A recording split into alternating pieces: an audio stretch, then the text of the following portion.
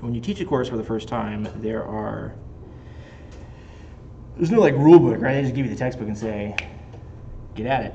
And then often you find places in the book or places in the curriculum that you're like, this is kind of dumb, that when I teach it next time, I will probably throw this part out. This section is one of those sections. But we're going to get through it anyway. So what we're talking about is, well, first off, I need some housekeeping notes. Don't forget we're going to have an exam a week from this Friday. So whatever day of the week that is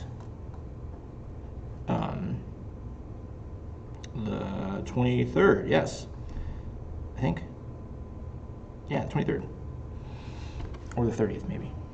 I'm not sure. Probably the 23rd.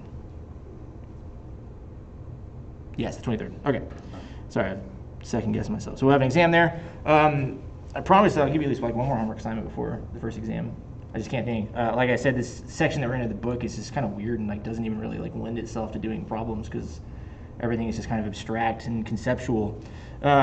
We'll do, so that'll be a week from, like, so a week from this Friday, we'll do the exam. That Wednesday, we'll do like a review. I'll put together a review for these, a review sheet and, you know, all the stuff that you need to work on. Primarily, it's like if you can do the questions on the homework, then you should be good. And I'll nail down what the format for the exam will be by the end of this week and let you know about that. But I would anticipate something like during class time, probably, if not at least like for a couple hours during the day, something where you open up on Blackboard, have a couple hours to do it, and then resubmit it. It won't be like multiple days long.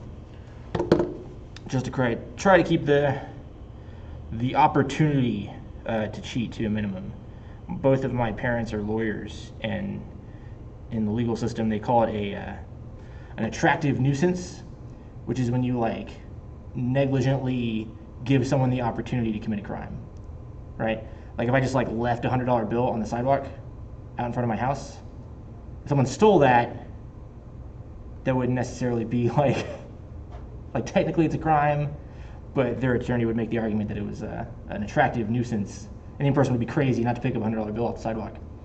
So we try to keep the attractive nuisances with regard to cheating down to a minimum. That's what it's about. It's not that I don't trust you. Okay, any questions about that? I saw someone start to type something, but I guess not. All right, so let's see. So, okay, today we're going to talk about sample signal reconstruction, which we already kind of talked about, like I said last week, and by and large, this lecture is going to be a kind of a quick review of the stuff that we talked about last week. The concepts are kind of the same, right? So before, we talked about, how do we get a continuous time signal on one end and a discrete time signal on the other side, right? And we do that with this concept of a CD, continuous to discrete converter. And we do that by multiplying it with our sample function, S of t, and then we have some technically continuous time signal, although it's just a train of impulses, so calling it continuous time is a little bit misleading, I think, but it is by the book continuous time, that x sub s, the sampled x, and then we're going to pass that through this HR of t, and we'll get our x of n out the other side. Now it turns out that if we wanted to go in the other direction, right, if we wanted to go from, let's say, x of n,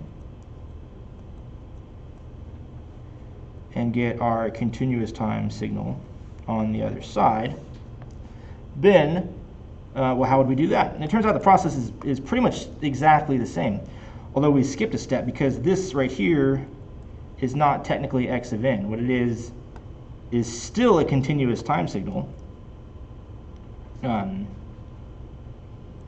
which we're going to call x sub r of t,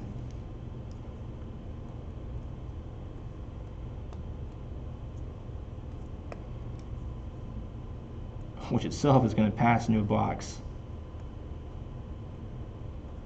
that I'm not kidding. It's really just like by the book is like a magic box. It's whatever. It happens on the analog sort of scale. In the box, I'm just going to put make discrete, right? So you get this original train of impulses coming out, and you say discretize them, and you get X of n. You can sort of think of this as a bunch of math, and then actually do the A to D conversion. Right? And all this math that happens before just kind of sets up why the A to D conversion works and does the stuff. So, all that to say, what we're going to care about today is this guy, this X sub r of t. Oh, and let me go back and say, if we wanted to come back here, we can never actually get to X sub c of t. The best we can ever hope to achieve is to get back to X sub r of t. And the way that's going to work, where's my diagram at? Yeah.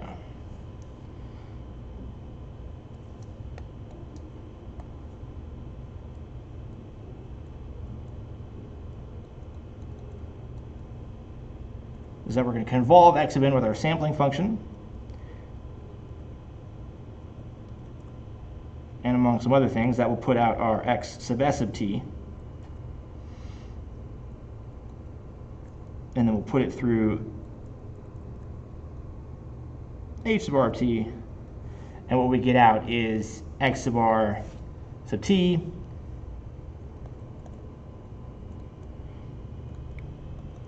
if we do it correctly,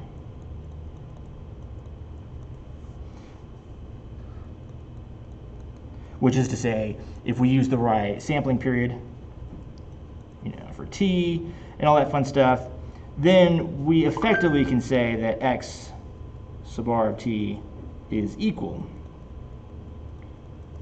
to X sub c of t, right? And it's impossible to get that exactly correct, especially in application because of things like noise and stuff like that. But if we essentially use the correct sampling frequency, we can get a reconstructed signal that is effectively the exact same thing as our original continuous time signal. So let's see. Where do I want to go from there? Let's go ahead and take a look at the math for all of that. Let's see. So that's what we'll label this section. We'll say the math.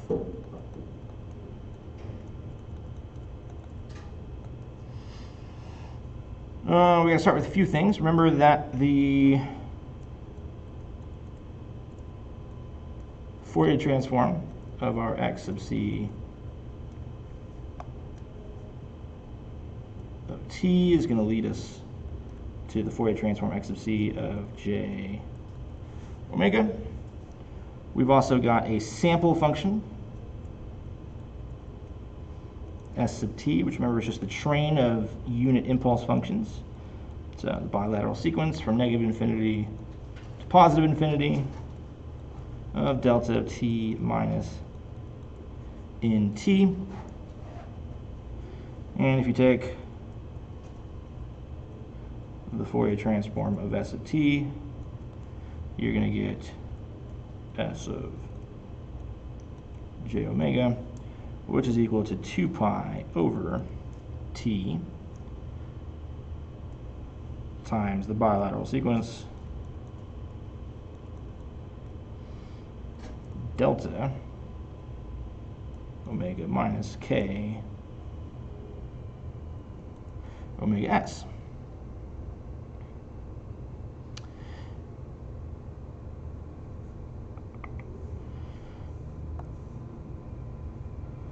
Now that recall that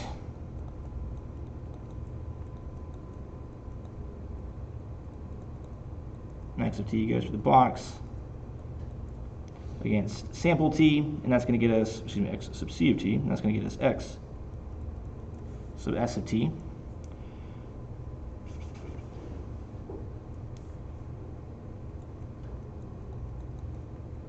Which of course is just the convolution, X sub c of t times our convolved with S sub t, and then the frequency domain x sub s j omega. Be sure it says x sub z sub t. No, it says s. Is going to be x sub c j omega times s j omega, and then finally we get, let's change colors again, x sub r of t. The reconstructed signal is x sub s of t convolved with h sub r of t, which this guy we're going to talk about is the reconstruction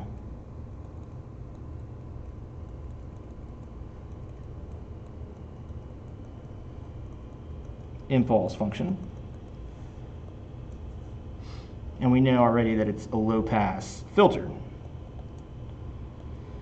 And the frequency domain x sub r j omega is equal to x sub s j omega times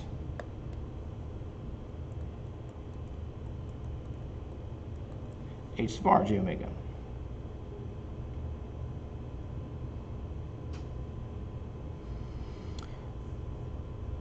So really the only interesting bit in this section is, well, what is the deal with h sub r j omega? Right? We know it's a low pass filter.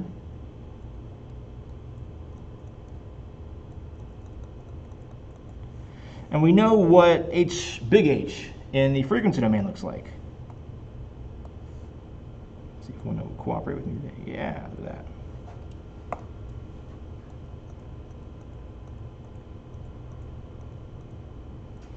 All right, remember that that's 0, and we have, say, it's a box, right? Omega c minus omega c in the frequency domain. One thing I think that we talked about last time was the amplitude of this guy is going to be t, for reasons that will be apparent here in a second. So that's our low pass filter, right? We've already talked about it. We know what it looks like in the frequency domain. So, oh, and one last note. By convention,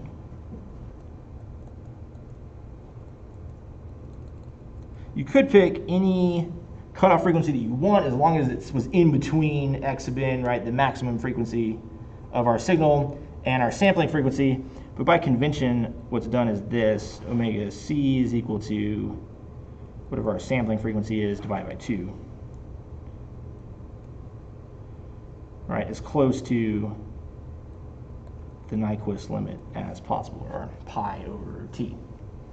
So if you have to pick a value for omega c, this is conventionally what you do. But what is its continuous time domain equivalent? What happens if we get the inverse Fourier transform of HR j omega, right? It turns out that it's equal to what we call the sinc function of pi times t divided by the sampling rate. That's sinc, S-I-N-C. Now, if you've never worked with a sinc function before, it's equal to this. Sinc of x is equal to the sine of x over x.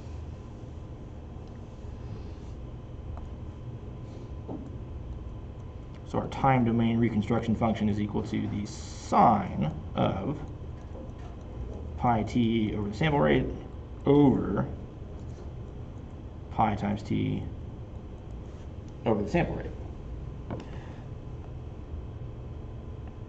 And it's got a pretty goofy look to it.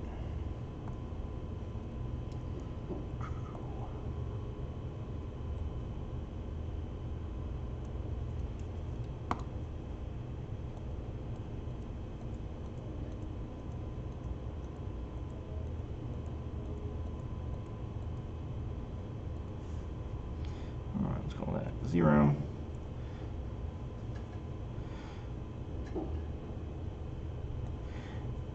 And if we chose, so if we take the inverse Fourier transform of this, and if we chose t as our peak, our top there of our frequency domain signal, then we get a 1 here, which is what we wanted. And it looks like this. It's going to be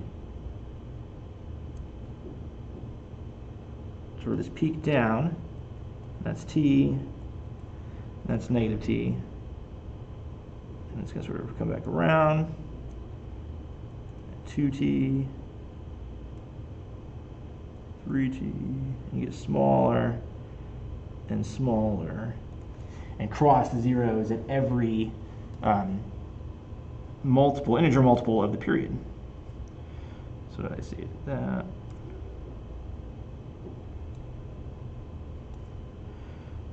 Minus 2t, minus 3t. And you know, if you think about it, it kind of makes sense, right? Because if you have this, you know, sinusoid, right? The top, the numerator here is going to be, you know, sinusoid of stuff, doing that business. And then here, as maps the value of t, you know, it gets bigger and bigger, right? That's going to cause that amplitude to sort of shrink down linearly. And of course, that's going to happen on both sides of the equation. So the shape of the sinc function hopefully makes a little bit of intuitive sense. And the reason that works as a low-pass filter is this. So let's say that we have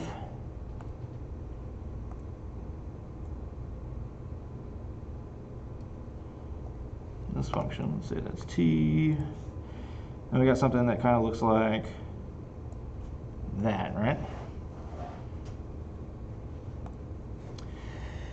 And if we sample it with a train of impulse functions, let's say that's t,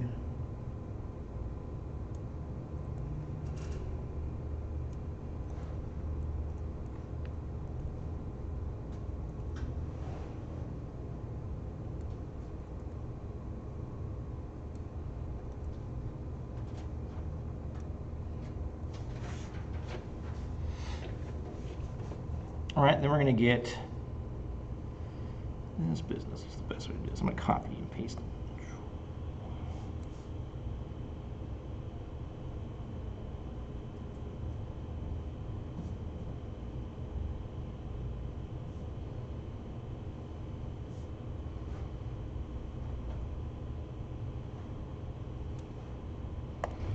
Okay, let me do.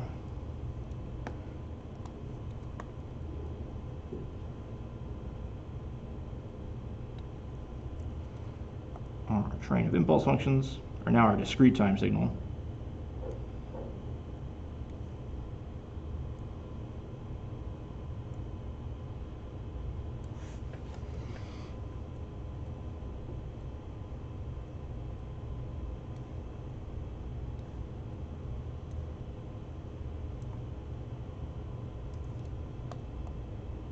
There we go, like that. And then, so this is our x of n, right? Now, if I'm going to sort of convolve that with, let me copy that. If I convolve it with that sinc function,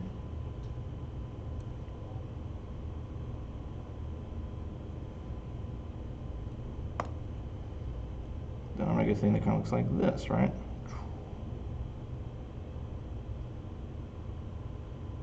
Did we not copy one? Let's see.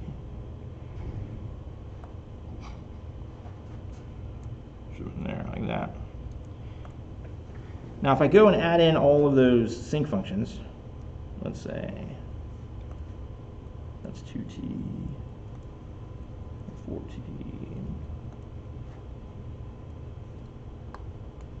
5t, and 6t. Okay.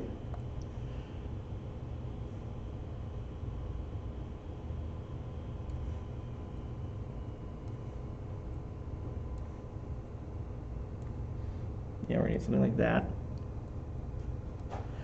But if I do it here, right, remember it's gonna get repeated everywhere else.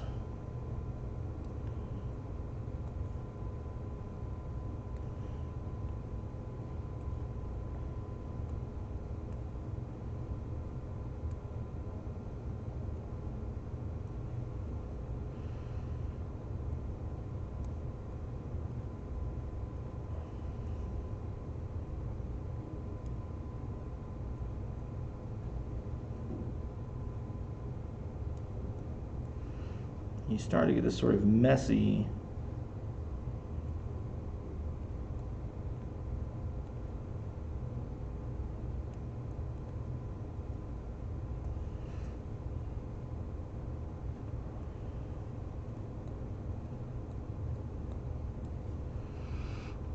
and what happens is, so first off, you can see that we're almost like there, right? We're pretty much there to our continuous time signal, because what happens is if you then turn around and kind of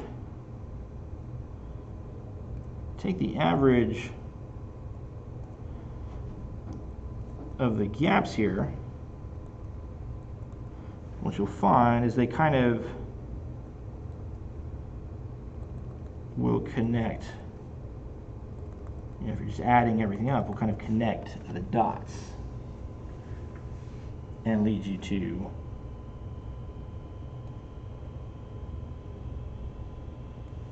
your reconstructed signal.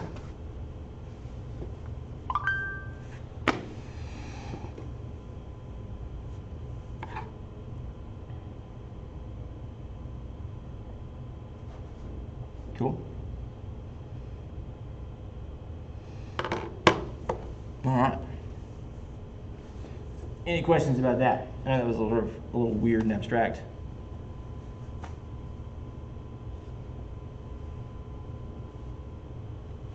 Cool. Well, actually, then, no kidding, that is all that I've got for you guys today. Like I said, the section was kind of weird, kind of short, and mostly a review of what we talked about before.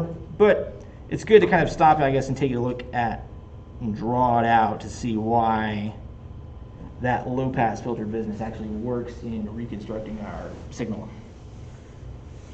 So, if there's nothing else, man, that's it. Shoot, like a half hour early. Epic game. You gotta agree with that.